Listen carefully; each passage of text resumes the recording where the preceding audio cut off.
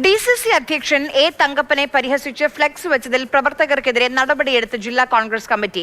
വണ്ടാഴി പഞ്ചായത്തിലെ കോൺഗ്രസ് പ്രവർത്തകരായ C Pramod, Aneesh, R Ajith, Praveen, Sibi എന്നിവരെയാണ് കോൺഗ്രസിന്റെ പ്രാഥമിക അംഗത്വത്തിൽ നിന്നും സസ്പെൻഡ് ചെയ്തത്. ഗോകുൽ VS വിവരങ്ങളുമായി ചേരുന്നു. ഗോകുൽ പറയൂ.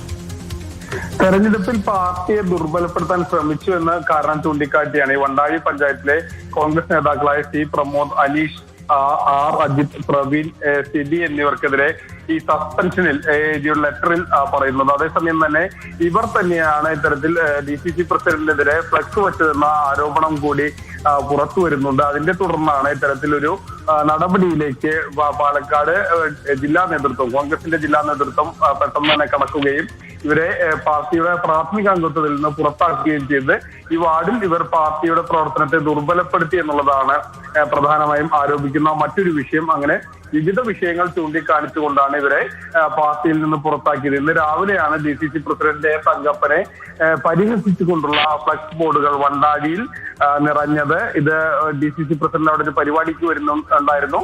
അവിടെയാണ് ഇത്തരത്തിലുള്ള അദ്ദേഹത്തിന്റെ പോസ്റ്ററുകൾ പ്രത്യക്ഷപ്പെട്ടത്. ഉടൻ തന്നെ ഈ വിഷയത്തിൽ ഒരു നടപടിയും ഉണ്ടായിരിക്കുകയാണ്. ശരി.